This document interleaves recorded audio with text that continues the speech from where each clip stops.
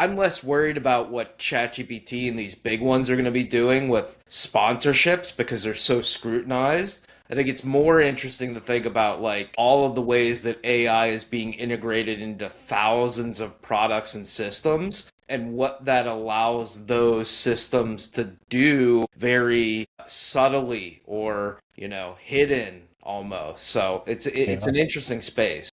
Welcome to Rewired, How AI is Reshaping Human Decisions.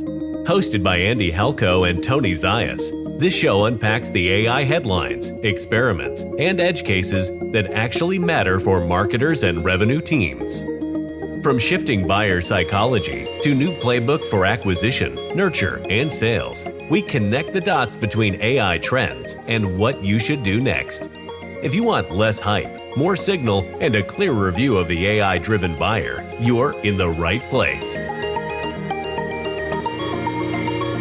Hey everybody, welcome to Rewired, and today we're going to talk a little bit about how now we have this AI companion that is helping us with research. They're helping refer us to solutions, and now there are sponsored results that are showing up in there. So Andy, how do you see kind of the big shift of, the effect of advertising through ChatGPT and all the other AI tools?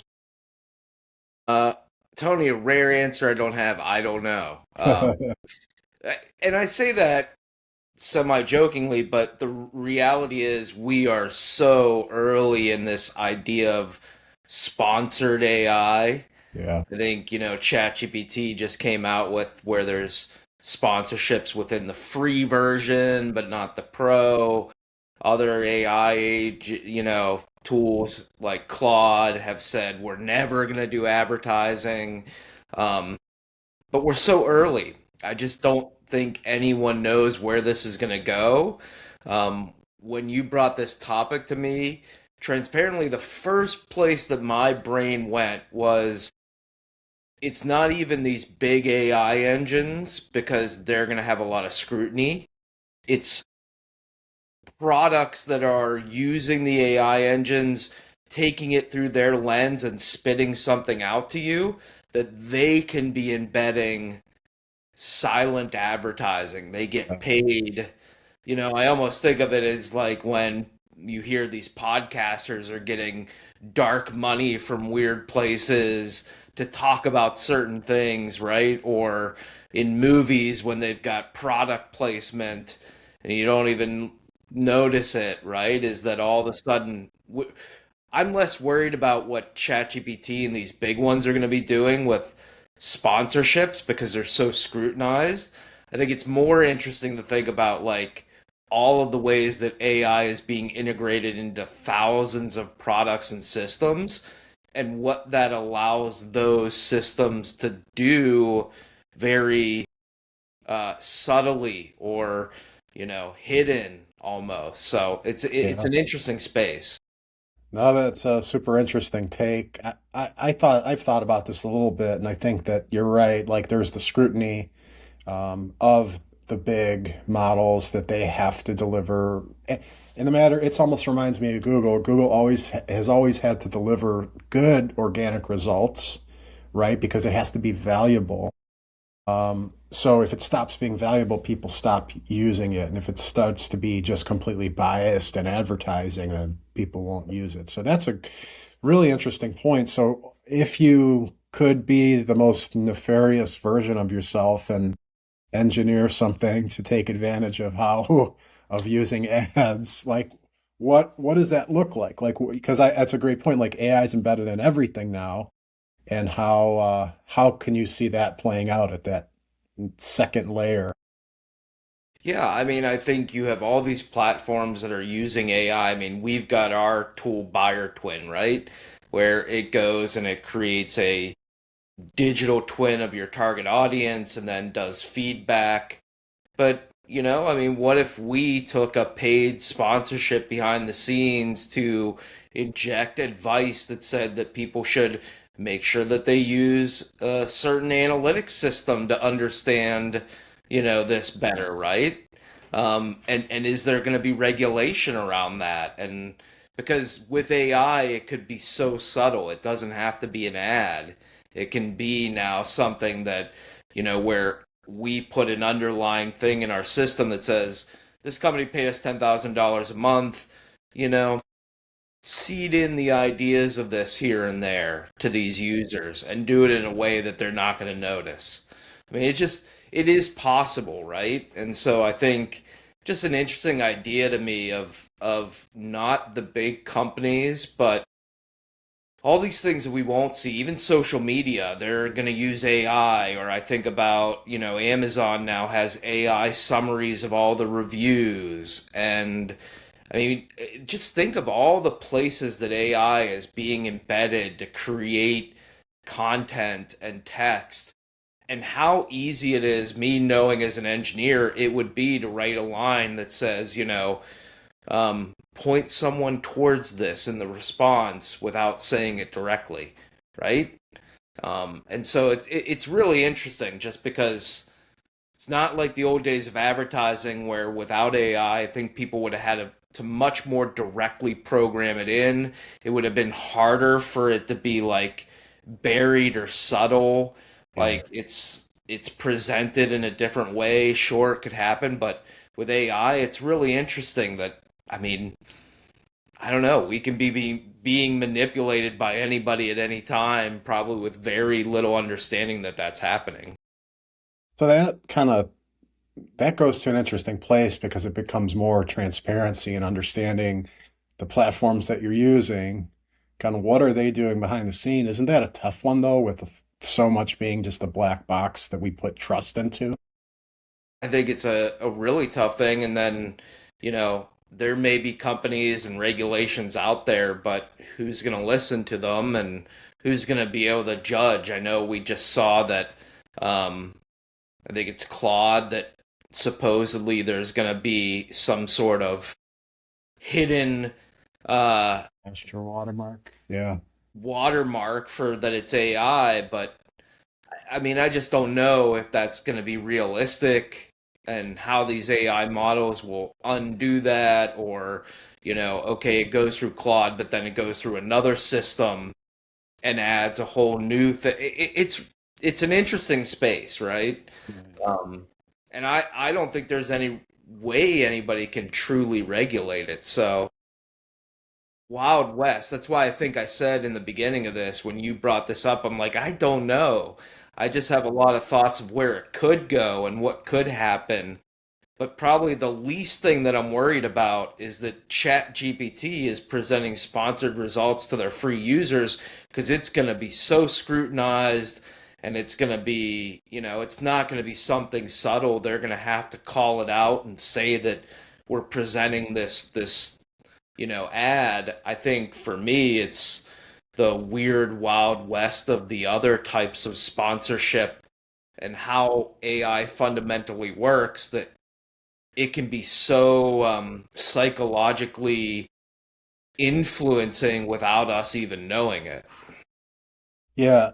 No, it's a great point, and it's all these interesting concepts that we're going to see play out, but have so much uncertainty. I think that's so much of AI is there's such uncertainty on how things actually play out, and I think people are Yeah, and I'm blitz. really skeptical of the the watermarking. Yeah, It's interesting. I've been trying to read up on it and how they can have, maybe digital fingerprints, and but the at least for me, the more I think about it, that it's a lot of show that they're going to say it, but in reality of being able to actually do that, where someone's going to know, like, hey, I asked Claude to create 100 headlines for my website ideas, and I'm going to copy one of them that's 6 words, paste it into my text field, and everyone in the EU is going to know that that came from Claude.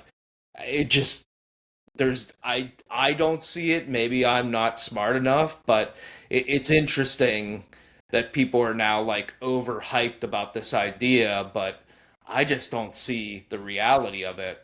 And it's the same thing with ads. Like, how if they came out with a regulation that said you cannot, you know, move someone towards an idea without disclosing it, how are they ever gonna keep track of that? That's impossible.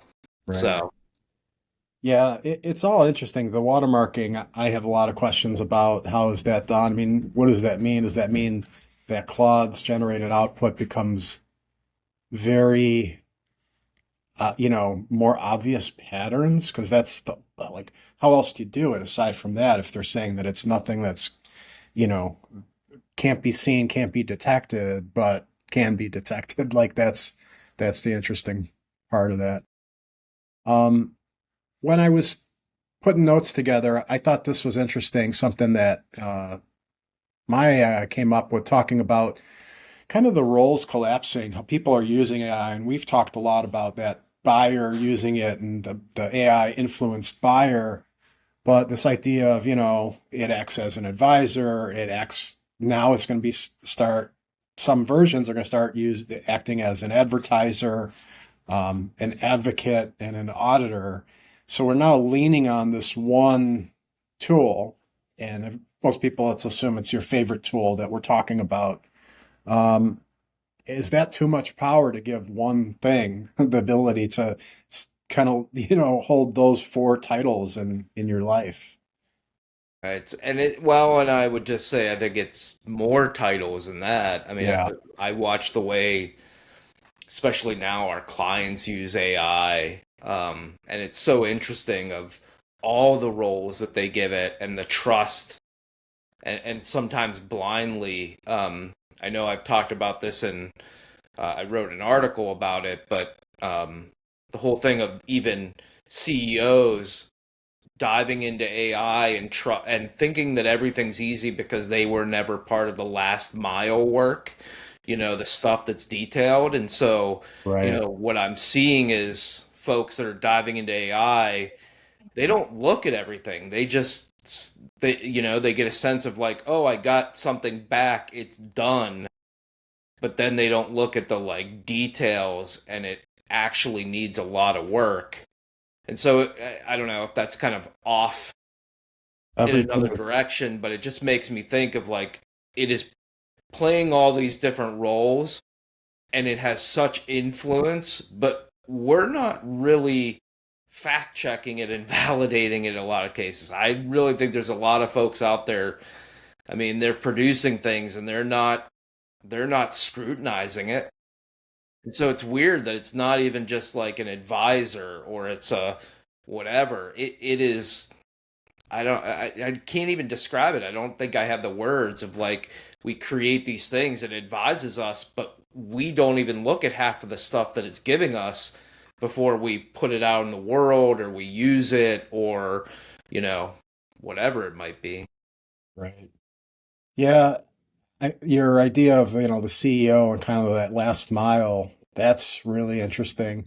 Everything is simple and instantaneous is what the CEO gets out of that, right?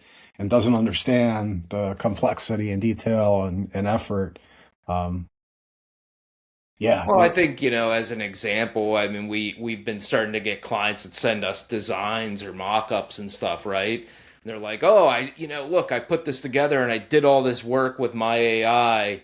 And then when we sit back and actually read the copy, it's like none of this makes any sense. You actually like look at the code and you're like, "Oh, these things are broken and they need to be fixed and they're not going to work in these environments." And then, oh, it's, missing this and it's not integrated into a CMS, so there's still work, or else you're going to have trouble updating it in the future, or someone on your team will. And that's what I mean by that last mile, is that to them there is this great epiphany of I just created this thing and it's done. And then there are real people that have to come in behind it and find all the mistakes, find all the things that don't work, think about like how is it going to be handled 10 steps down the road, and it's just this weird thing that I think I'm seeing now with a lot of folks that I don't know, they're not going to that depth and realizing there's this another layer that has to happen, and AI is not truly delivering the end result, but they feel like it is. Yeah, so almost like there's like we a lot of times talk about this stuff, with a level of skepticism, but that might be disappearing, and we're seeing that evidence, like the examples you're saying, where it's like people still have to really can't just trust the output, and but that's what we're getting. It's getting so good that people are feeling that they're feeling, it's training them to the assumption is, this is good. Like I don't really have to dive in too deep. So Yeah, I think I continue to get shocked how many times I get sent things from folks that clearly they have not reviewed themselves, in many different ways. And it is really intriguing to me, this idea that, folks are sending these things off or, publishing them, and they're not looking at it at all. It's such an interesting psychological thing, because you have to realize that is giving away so much trust, and you're now representing yourself by what you're delivering with your AI, but you don't even know what it's delivering. It's really interesting. the whole black box under the hood, you don't know where a lot of that is coming from or how. Yeah. It's interesting territory, and I think a lot of the stuff that we talked about today falls into that. It's we're entering, not entering, we're fully in this kind of like unknown, and what's at the horizon is even more unknown, and interesting time to be looking at this stuff and paying attention. So, all right, we will see where that takes us for next time, but I appreciate everyone tuning in, and we will talk to you guys on our next episode. Take care, everybody. Thanks for listening to Rewired. If this episode sparked ideas for how to market, sell, or build an AI-driven world, subscribe and leave us a review. It helps more leaders find the show. To go deeper on AI, buyer behavior, and modern go-to-market strategy, head over to Insivia.com.